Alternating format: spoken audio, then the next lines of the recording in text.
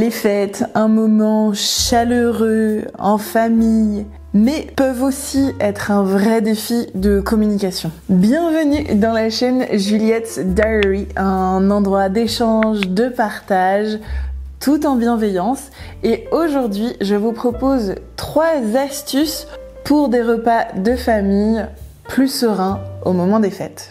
Le premier conseil que j'ai, c'est choisis ta bataille. Ça vient d'une expression que j'ai découvert en anglais qui dit pick your battle, et c'est vraiment toutes les batailles ne valent pas forcément la peine d'être combattues. Il y a des sujets où c'est plus fort que nous, c'est vraiment trop important et effectivement on va au front. Maintenant, on n'est pas toujours obligé d'aller au front. S'il y a une discussion entre 2 personnes sur un sujet avec lequel vous n'êtes pas d'accord, posez-vous la question, est-ce que là, tout de suite, c'est essentiel que je vienne dire que je ne suis absolument pas d'accord? Certains sujets, ça tient trop à cœur et c'est le cas, on va au front, mais parfois, c'est pas grave, c'est pas parce qu'il y a des choses avec lesquelles on n'est pas d'accord qu'on est forcément obligé d'intervenir dans la discussion. Des fois, on peut juste s'accorder de ne pas être d'accord.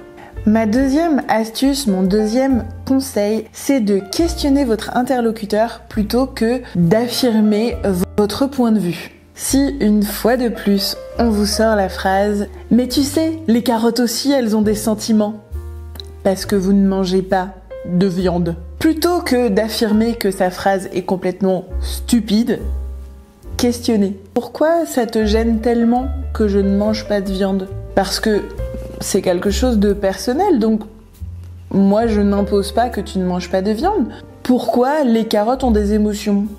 Pourquoi cet argument? Et le but n'est pas de casser la personne. Là je donne un exemple parce qu'on m'a sorti les carottes ont des émotions. Mais c'est un exemple pour vous dire que voilà, plutôt que de rentrer dans le conflit, des fois on peut juste questionner. Après ça peut être sur des sujets, sur d'autres sujets où là c'est simplement d'aller vers du questionnement de mais qu'est-ce qui te fait penser ça? Pourquoi toi t'en es venu à avoir cette idée, etc.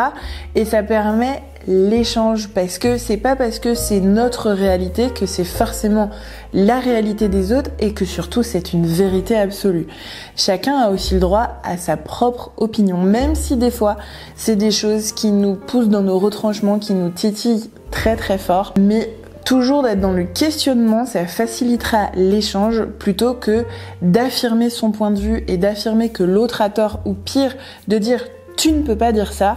Il y a de très fortes chances qu'en face l'autre se braque et alors là, au revoir la discussion. On est dans le combat et non dans une discussion. Et enfin, troisième astuce, c'est de poser vos limites avec bienveillance. Lorsque il y a l'oncle Michel qui vous dit à toi, vaut mieux t'avoir en photo qu'à table. Plutôt que de rentrer dans le conflit, c'est jamais agréable à recevoir comme remarque.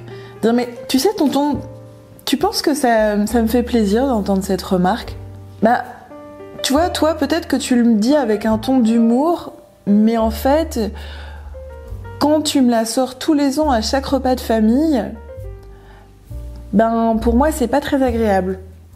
Et en fait, ça me renvoie dans le fait que visiblement, tu dois penser que je mange trop. Alors oui, tu peux me dire que c'est une blague, mais en fait, moi, cette blague-là, je la trouve pas drôle. Donc à l'avenir, j'aimerais que tu arrêtes de la faire, s'il te plaît. Voilà, parce que sinon, on rentre dans le conflit, ou alors on ne dit rien, et l'année prochaine, on a de nouveau le droit à la même phrase, et c'est pas agréable. J'espère que avec ces 3 astuces, vous aurez moins la boule au ventre pour certains d'aller au repas de famille et que vos repas se passeront bien, parce que Noël c'est quand même normalement signe de convivialité, de chaleur, et donc je vous souhaite à tous de passer d'excellents repas. Et rappelez-vous, vous avez le droit de poser vos limites, vous avez le droit de ne pas être d'accord, et vous avez le droit aussi de dire je n'ai pas envie de débattre, j'ai pas envie. Tout en bienveillance, avec un grand sourire, et ça passe mieux. Allez, je vous souhaite de très bonnes fêtes et à bientôt. Ciao, ciao.